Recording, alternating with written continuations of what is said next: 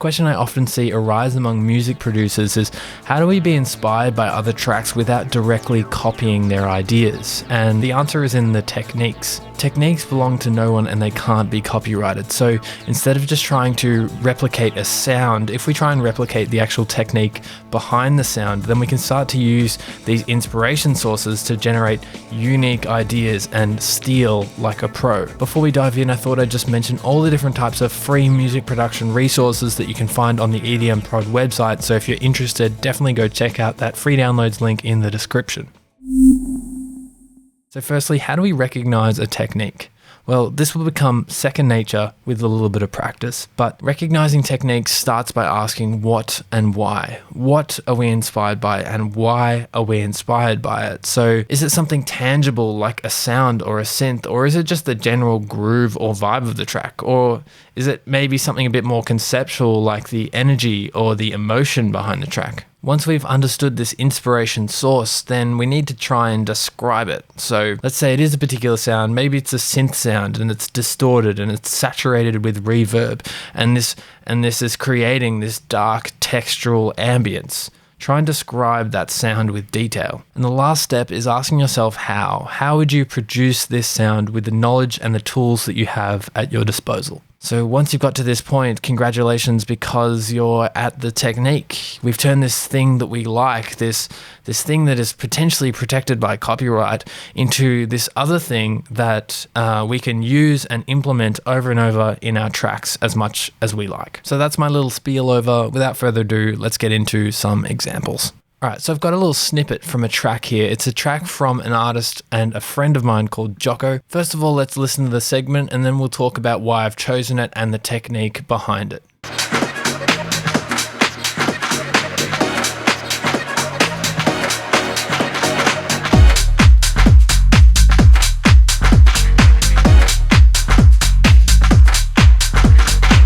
So this is super inspiring for me for a very particular reason. I love this transition here. It's very minimalistic, but at the same time, there's a huge contrast and it makes that bass line when it comes in really hit hard, and it's the contrast of space. So he's built up heaps of ambience and space, and then he strips it away, and that is the technique here that I'm really inspired by. So have another listen, and this time think about the space and how it's building up before it goes into that drop.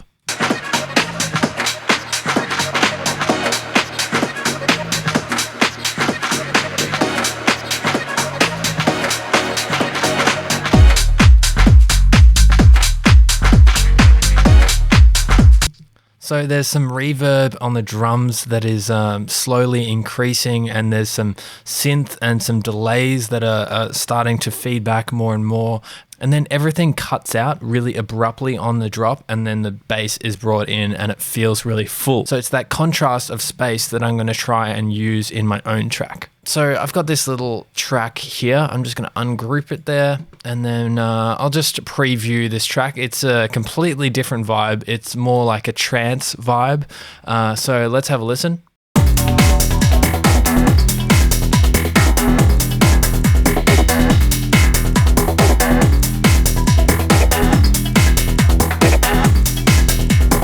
So for people that are interested, there's this stack of different bass lines that are doing slightly different things, all with different tones, sort of playing off each other, and they sound like this.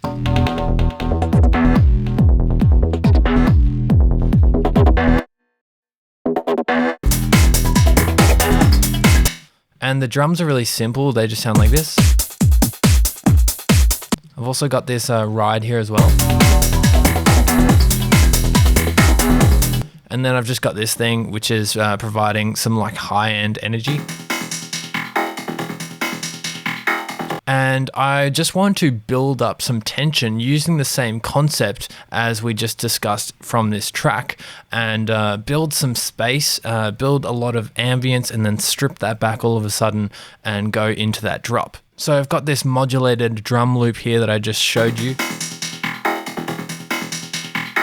I'm not going to go too much into how I've made it. I've just used hybrid reverb and the pre-delay and this feedback thing with a really small size to create this sort of resonating tone. I've tuned it to the pitch of our track as well. And then I've done the exact same thing. I've just duplicated this track here and then just changed the settings very slightly on it to create this different tone here.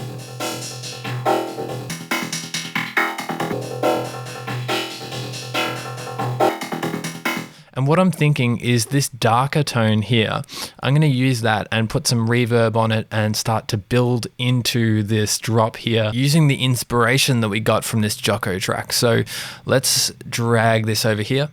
I'm not too sure what I'm going to do here, but I know I'm going to use this hybrid reverb. So what is actually happening, just to describe a little bit more in detail, this blend knob is moved all the way to the left, and that means that I'm just using the convolution reverb, but there's also an algorithmic reverb that isn't being used.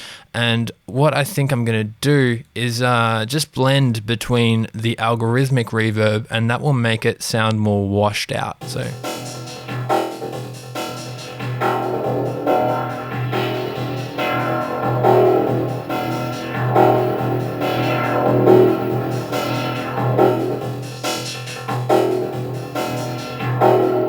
So I think I'm going to automate that into this drop to try and get this effect. So first of all, let's just add a few things extra here in this build.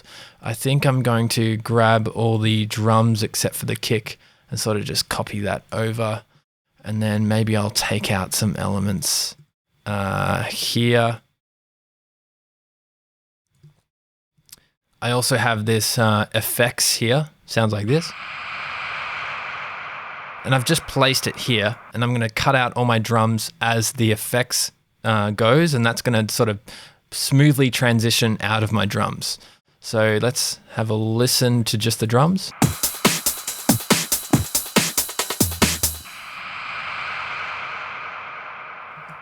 I think I want to take some more things out a little bit earlier. So as things are building up, maybe I could take some things out here, maybe the snare. I can definitely take this hat out, maybe these closed ones as well. So let's see how this goes. And I'm just going to start modulating this hybrid reverb to build that space here and then strip it all back really abruptly all at once.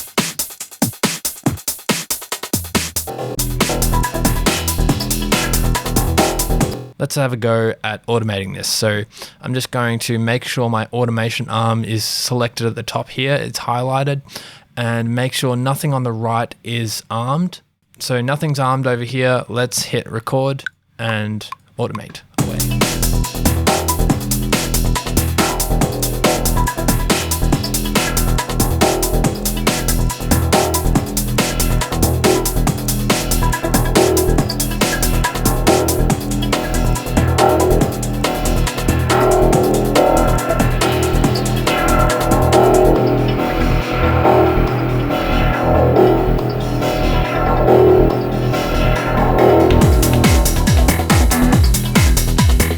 So far, so good. You can see that this thing is slowly getting more reverbed out, and there's slowly getting more and more space as it gets closer to here.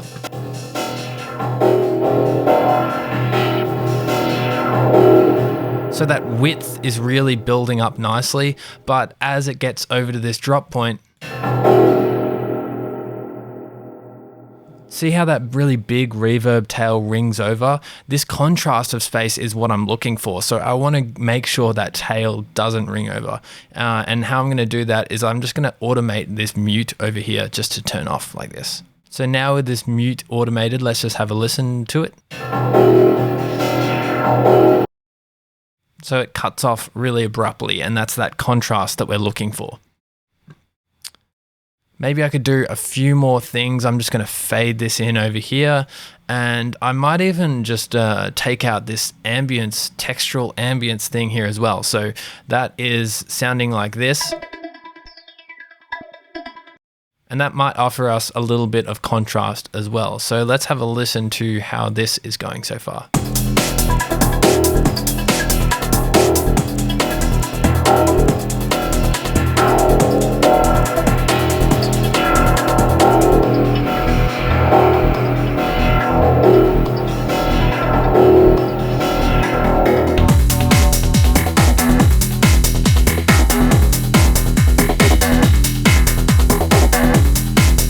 might do is there's a lot changing now that it's going to this drop because this thing is being added in once it's getting there. So what I might do is just introduce it here and introduce it with a filter, auto filter. And I'm just going to do the same thing. I'm just going to hit record and record this automation in.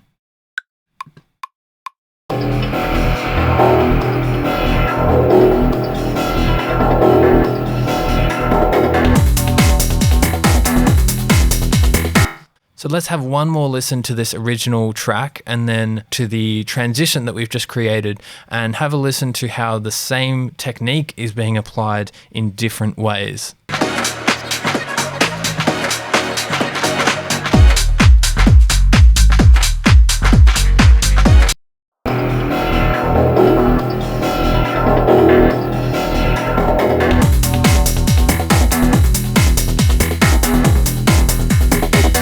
So as you can see, using space for transitions is a really powerful technique. So the next one is a particular sound that I like in this track. It's a track by Kosh. Let's have a listen and I'll point out the sound when it comes in.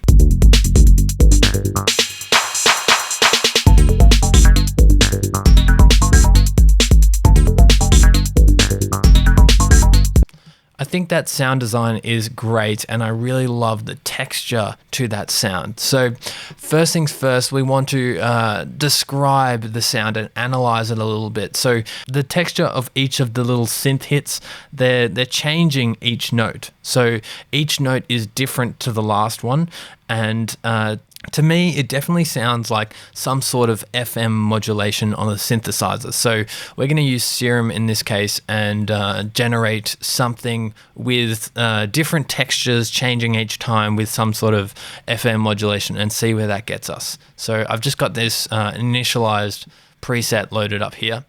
And I'm just going to go into the MIDI roll and just chuck in a few notes here. I'm just going to draw some across like this.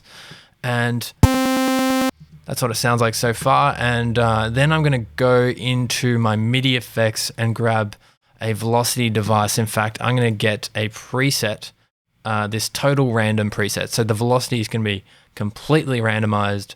And this is the way that I'm going to get every note to be changing slightly. So now if we look in this section, you can see the velocity bar is going to be jumping around.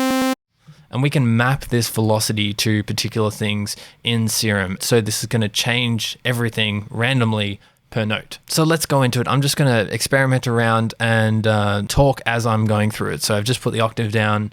Let's go into the basic shapes and maybe start with a sine wave.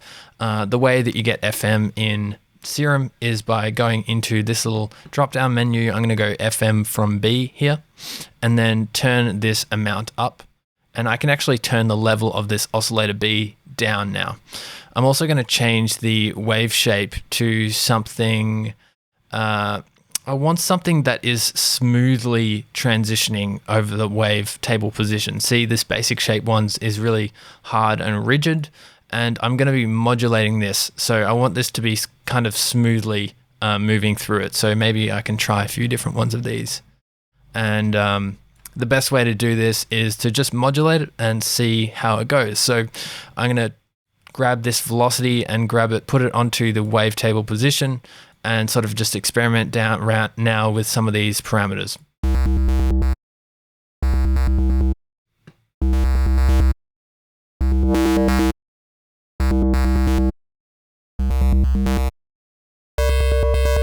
So as we bring the octave up, we'll get more screechy as well. I think I like that. I think I like around about here as well.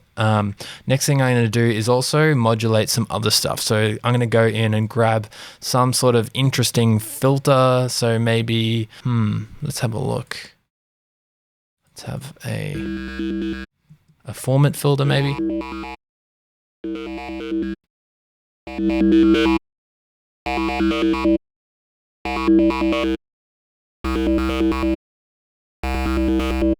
I've just mapped the velocity to the cutoff here and pulled back the mix a bit.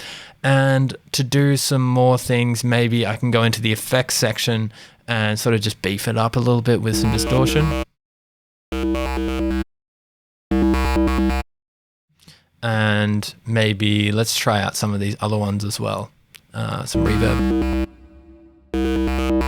And I actually really like modulating the EQ in Serum. So this EQ band down here, I'm going to put it onto this mode and then bump this resonance boost up here. And then we can sort of just like use this velocity here to map to this frequency here as well. So let's have a little go there. Have this moving around a bit as well.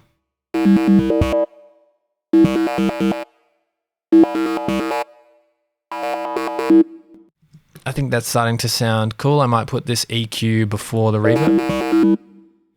And we could even maybe try some delays on as well. I'm going to put delays at the end of the chain. And we could even try some filtering as well. I might just put a low pass, sort of a steep low pass filter and just take a little bit of the high end out. Cool, so this is sounding completely different to the original here if I just play this again. But there are similarities in that the texture is changing each note. There's some sort of FM modulation going on that's sort of different each time, and I feel like the concept is there. And now I've got something that is unique and my own, using inspiration from this other track here. Alright, so I've also been really inspired by Soundscapes a lot recently as well, so have a listen to this track.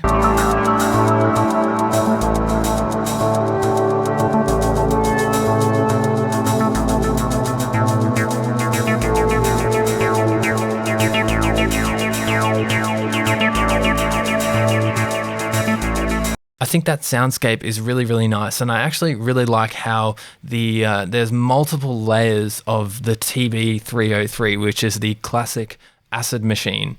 This one is a little bit of a classic technique. These TB303s, they look like this. From Roland back in the day. They're really expensive nowadays, but back in the day they were actually really cheap, and so people would buy multiple of them and layer them together and to create sort of soundscapes like this. And I've actually never tried layering TB303s together before, but I'm really inspired by this technique and I thought I would give it a go. So how this works is it is actually generating patterns in the plugin here. If I just, there's no MIDI notes playing, if I just hit play, it's playing the pattern that's actually generated in here. So maybe I could like turn off some of these and have a little play around. I think that's pretty good. Just something like that to start off with, and then we'll build on top of it. So I'm gonna make a new track here and just route it in from the 13 TB303, hit record, and let's record it in.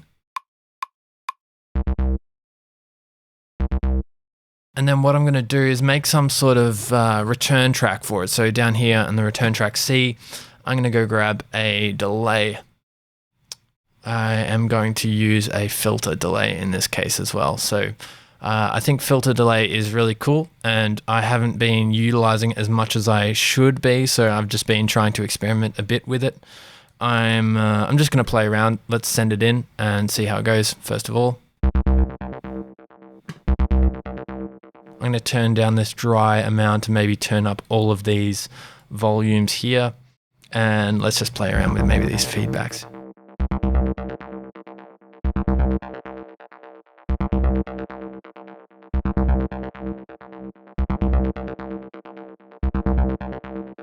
So I've just got a basic kick snare pattern and some ambience in the background here as well.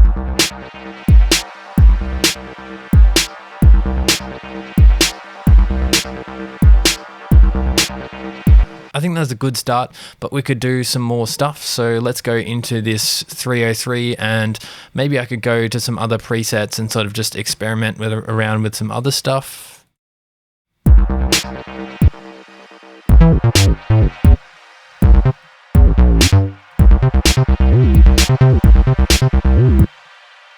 So I like this little glide here, so maybe we can resample this.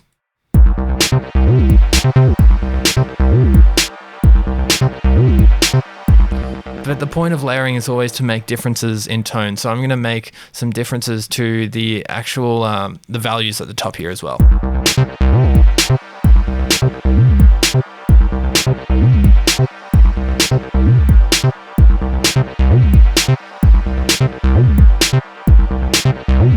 Let's record that one in as well.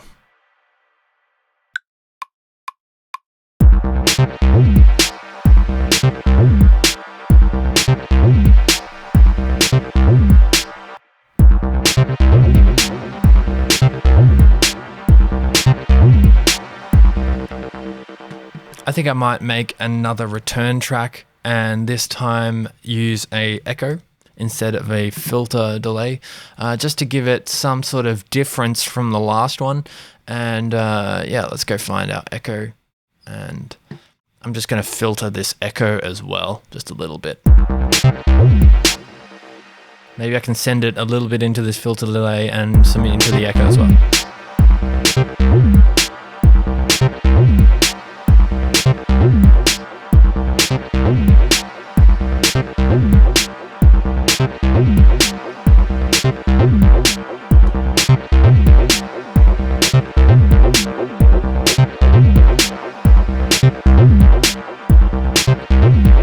Right, so just using this same concept, experimenting with that TB303, I've just made another one. It's a slight bit different this time. I wanted to make one that was a little bit higher, and it sort of contrasts a little bit more with the other ones as well. Sounds like that. And maybe I'm just going to put some reverb on it. Let's go grab some reverb.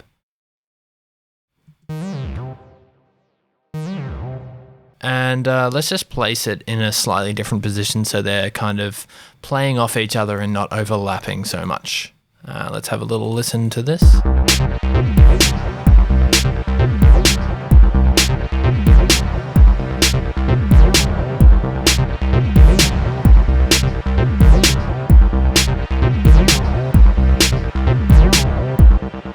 Alright, so we're getting somewhere. We've got a little bit of a vibe going on. I hope you can see it's the concept that is what is important here, and no matter how much I utilize this concept, I'm not stealing any ideas, and I'm getting inspired by this track in a really cool way. So I really do hope that this has helped you conceptualize how you can be inspired by other tracks in a few different ways without ripping them off or stealing their ideas directly. So it was a little bit of a different style of video today. If you have enjoyed, remember to like and subscribe to the channel. Otherwise, thanks for hanging out, stay safe, and I'll see you in the next one.